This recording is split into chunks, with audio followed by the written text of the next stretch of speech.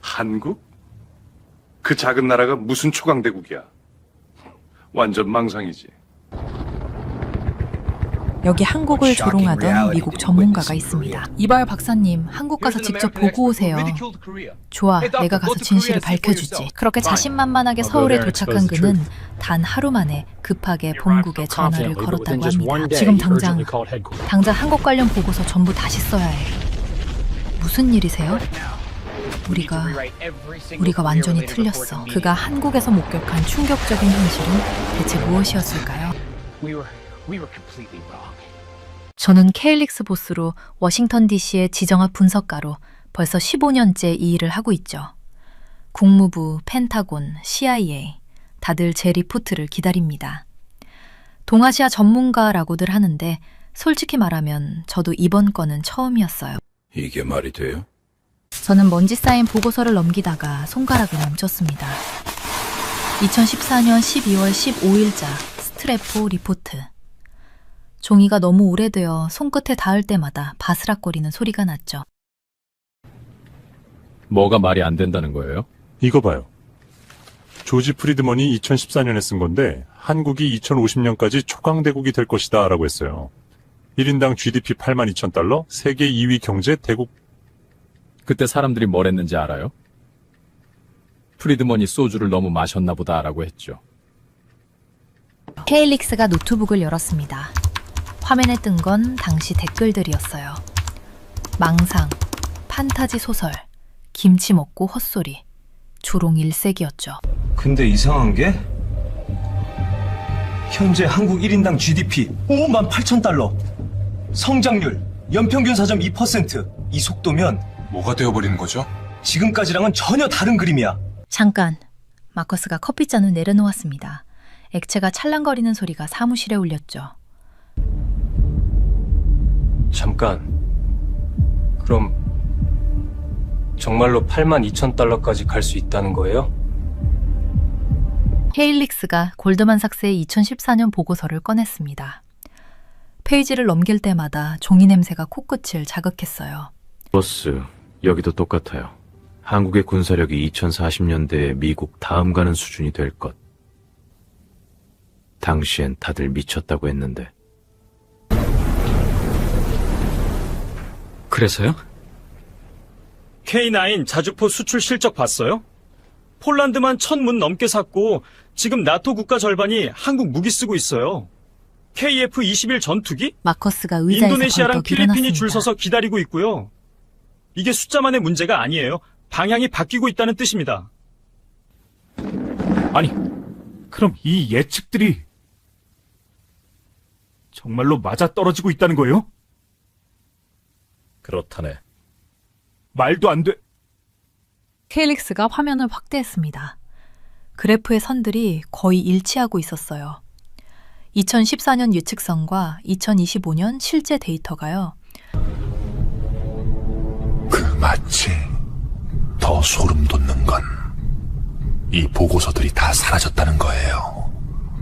스트래포 아카이브에서도 골드만삭스 데이터베이스에서도 마치 누군가 일부러 지운 것처럼. 왜요?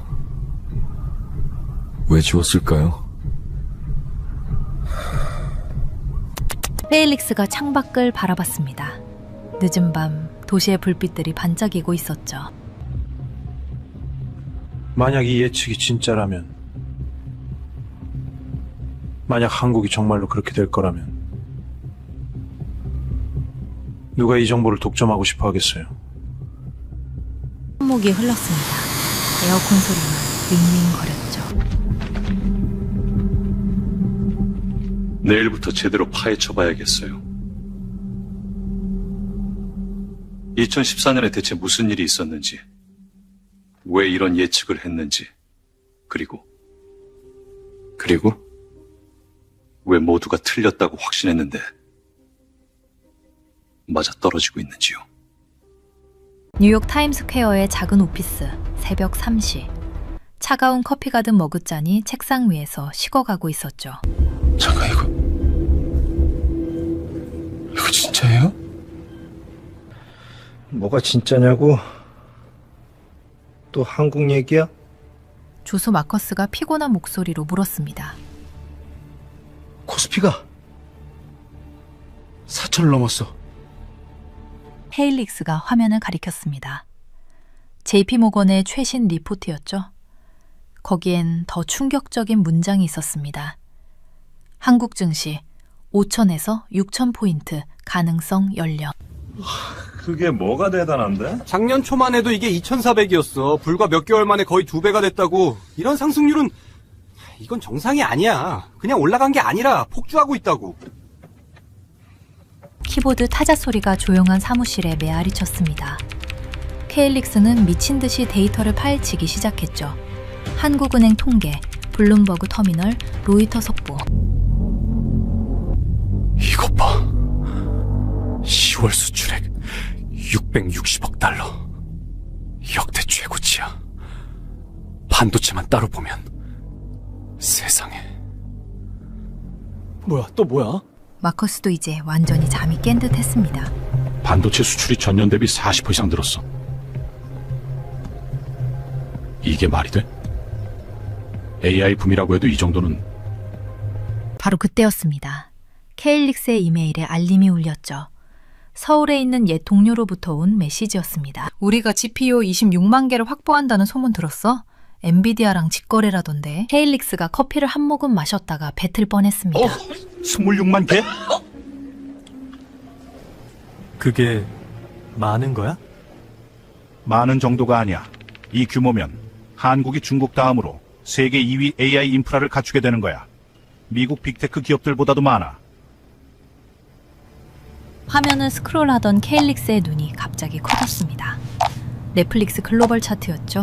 1위 오징어 게임 시즌3, 2위 지옥 시즌2, 3위 더 에이트 쇼. 이건 또 뭐야? 톱10 중에 한국 콘텐츠가 6개나 되잖아? 마커스가 어깨를 으쓱했습니다. BTS는 원래 유명했잖아. 아니 이건 달라. 경제 성장률이 1.7%로 올라갔어. 작년에 거의 2배야. 문화가 경제를 이끌고 경제가 기술을 이끌고. 이건 단순한 우연이 아니야. 그래서? 네가 예측한 대로 된 거잖아. 축하해야 하는 거 아니야? 케일릭스가 고개를 저었습니다. 아니, 이건 시작일 뿐이야. 진짜 무서운 건 화면에 띄운 새로운 문서를 가리켰습니다. 한국 정부의 AI 국가전략 보고서였죠. 그들이 뭔가 더 큰 걸 준비하고 있다는 거야.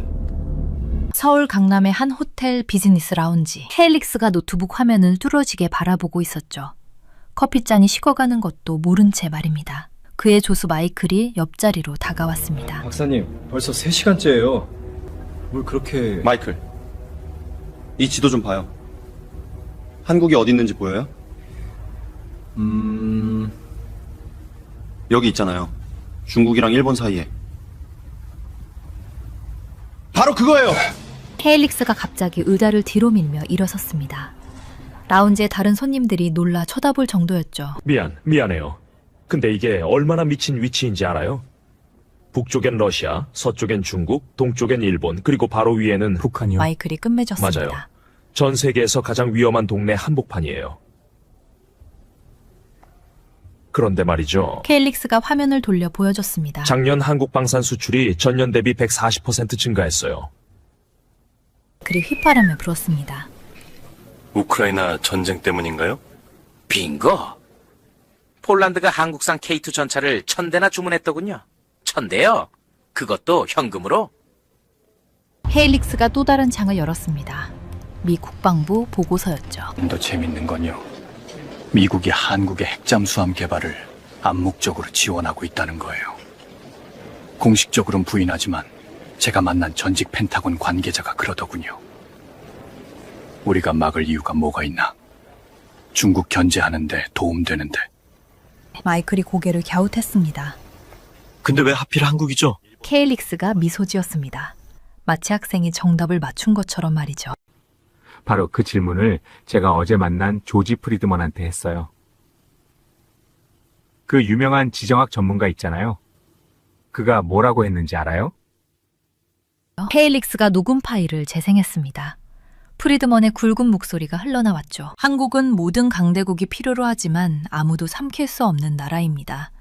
중국에겐 미국의 전초기지고 미국에겐 중국 견제의 최전선이며 러시아에겐 태평양으로 가는 관문이고 일본에겐 복잡한 파트너죠. 얘기 들었어요? 아무도 삼킬 수 없는 나라라고요. 왜냐? 한국을 건드리면 나머지 세 나라가 가만히 있지 않을 테니까요. 이게 바로 역설이에요. 가장 위험한 위치가 오히려 가장 안전한 위치가 되는 거죠. 마이클이 노트북 화면을 가리켰습니다. 저기 뉴스 속보 떴는데요. 한미 연합훈련 사상 최대 규모로 실시라고. 케일릭스가 창밖을 바라봤습니다. 서울의 스카이라인이 저녁 노을에 물들고 있었죠. 타이밍 봐요. 중국 경제 성장률이 정체되고 미국이 인도 태평양에서 발을 빼려는 이 시점에 한국이 조용히 카드를 쥐고 있는 거예요. 케일릭스가 다시 의자를 당겨 앉으며 말했습니다. 선택권이라는 카드요. 미국도 중국도 이제 한국을 무시할 수 없어요. 그가 손가락으로 왜냐하면 테이블을 두드렸습니다. 한국이 어느 쪽으로 기울든 그게 이 지역의 균형을 완전히 바꿀 테니까요. 바로 그때 케일릭스의 전화가 울렸습니다. Hello, yes, sir. What it? 한국 정부 관계자가 What do you think? 나를 만나고 싶다고요? 울산 조선소의 거대한 도크야드. 새벽 5시. 케일릭스가 헬멧을 벗으며 헛웃음을 터뜨렸습니다. 이게 말이 되나요? 눈앞에 펼쳐진 광경이 믿기지 않았거든요. 축구장 3개를 합친 것보다 더 큰 LNG 운반선이 마치 레고블록처럼 조립되고 있었습니다. 용접 불꽃이 새벽 어둠을 찢으며 번쩍거렸죠. 씩 만들어지고 있다니까요. 통역 담당 김 과장이 흥분한 목소리로 외쳤습니다.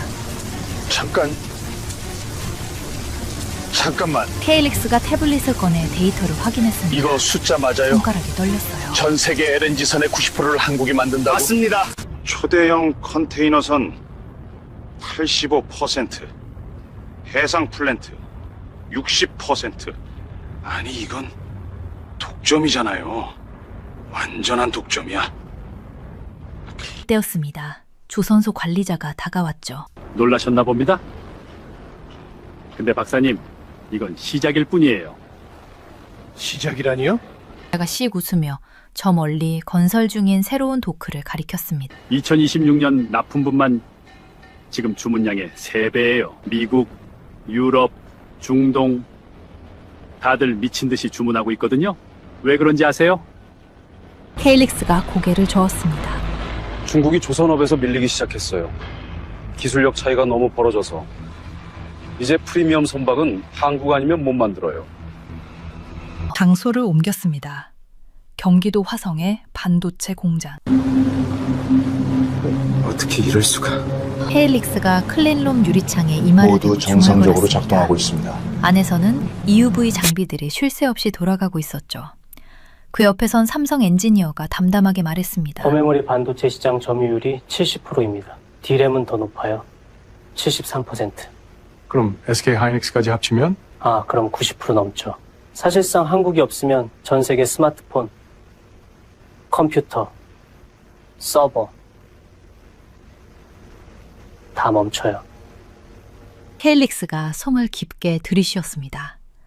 그런데 엔지니어의 다음 말이 더 충격적이었어요. 근데 박사님, 이것도 아세요? 배터리도 우리가 1등이에요. LG, SK, 삼성 SDI 합치면 글로벌 점유율 50% 넘고요. 철강, 포스코가 세계 3위예요. 석유화학은 또 어떻고요? 현대차는 이제 테슬라 다음이라니까요. 진짜예요. 전부 팩트입니다. 케일릭스가 노트북을 펼쳤습니다. 손가락이 키보드 위에서 춤을 췄죠. 데이터가 쏟아져 나왔습니다. 이건 불가능해요. 한 나라가 이렇게 많은 산업에서 동시에 1등을 할 수는 없어요. 미국도 중국도 독일도 못했는데.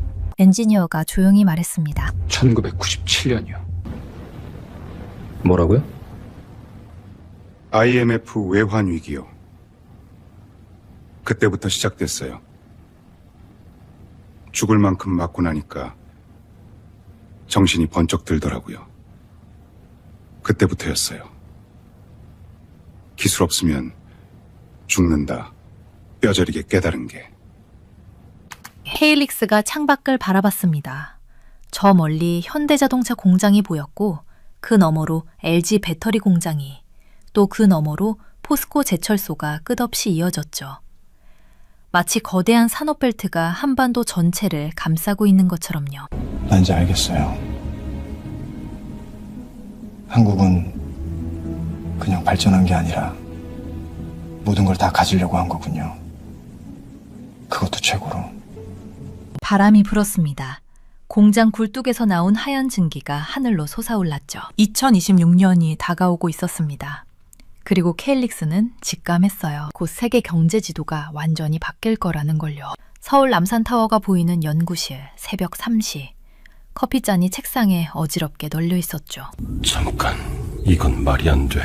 조세 에밀리가 문을 열고 들어왔습니다. 그녀의 표정이 심상치 않더군요. 또 밤샜어요? 에밀리, 이리 와봐요. 케일릭스가 손짓했습니다. 이걸 좀 봐요.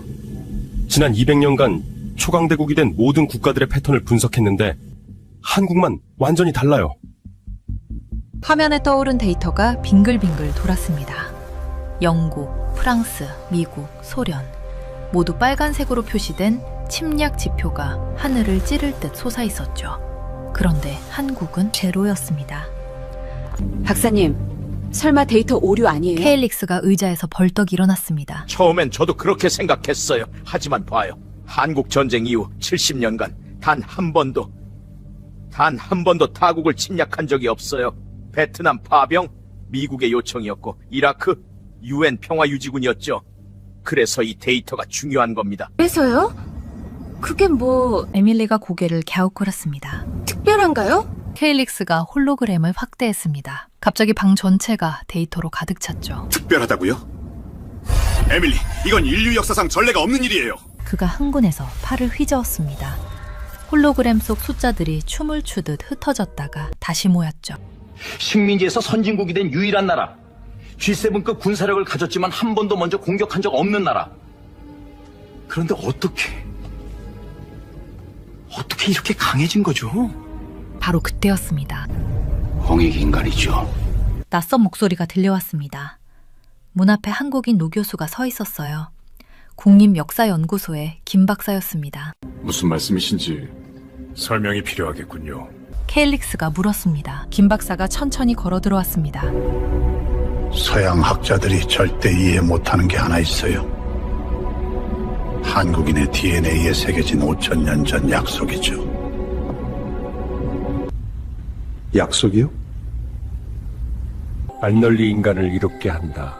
홍익인간. 김 박사가 홀로그램 속으로 손을 뻗었습니다. 보세요. K-팝이 세계를 정복했다고들 하죠. 하지만 정복이 아니에요. 나눔이었어요. 와. 케일릭스의 눈이 커졌습니다. 그럼 짐 로저스가 한 그 말이... 성은 한반도 통일 말씀이시죠. 그건 미래의 일이니 모르겠지만 하나는 확실해요. 한국은 이미 증명했습니다. 총 한 방 쏘지 않고도 초강대국이 될 수 있다는 걸요.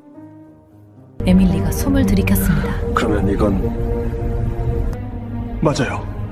케일릭스가 떨리는 목소리로 말했습니다. 인류 역사상 처음이에요. 정복이 아닌 창조로, 침략이 아닌 문화로 일어선 초강대국. 이게 바로 평화적 개척자의 역설이죠. 밖으로 서울의 새벽이 밝아오고 있었습니다. 남산타워 불빛이 꺼지는 순간 케일릭스는 깨달았죠. 자신이 목격하고 있는 건 단순한 국가의 부상이 아니라 인류 문명의 새로운 패러다임이라는 것을요. 이건 말이 안 돼요. 뭐가 말이 안 된다는 거예요? 케일릭스가 홀로그램 데이터월 앞에서 중얼거렸습니다. 손가락이 떨리며 화면을 넘기고 또 넘겼죠. 새벽 4시, 서울의 스카이라인이 창 너머로 희미하게 빛나고 있었습니다. 조슬이나가 졸린 목소리로 물었습니다. 커피잔을 테이블에 내려놓는 소리가 텅 빈 연구실에 울렸죠. 저기 숫자들이요. 봐요, 여기. 케일릭스가 급하게 화면을 확대했습니다. 2025년 12월 반도체 수출액, 그리고 여기 방산 계약 규모, 그리고 목소리가 점점 커졌습니다. 그리고 이 AI 인프라 투자 계획서! 이게 진짜라면 우리가 보고 있는 건 단순한 성장 그래프가 아니야. 리나가 화면에 가까이 다가왔습니다.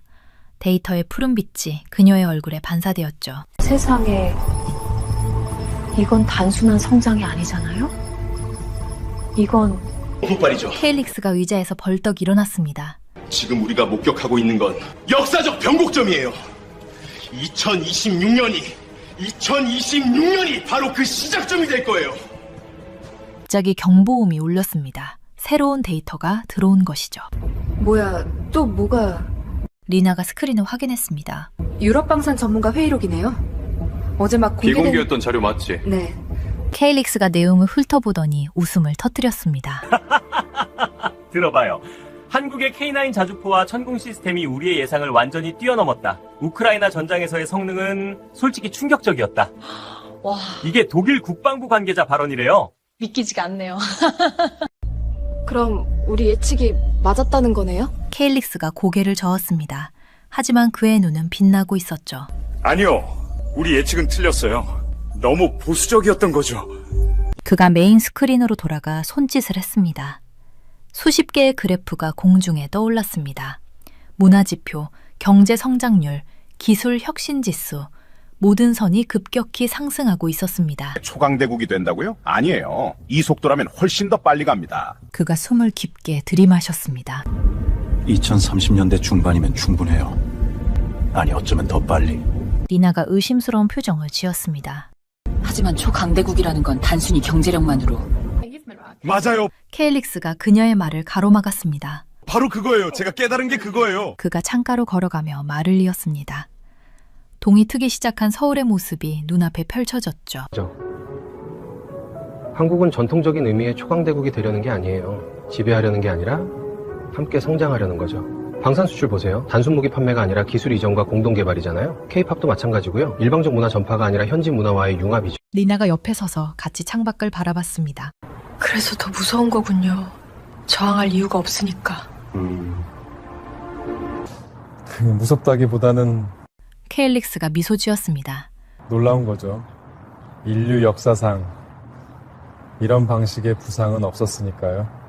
그때 그의 스마트폰이 울렸습니다. 런던 본부에서 온 메시지였죠. 케일릭스가 메시지를 읽더니 픽 웃었습니다. 케일릭스 보스. 너무 과장됐다고.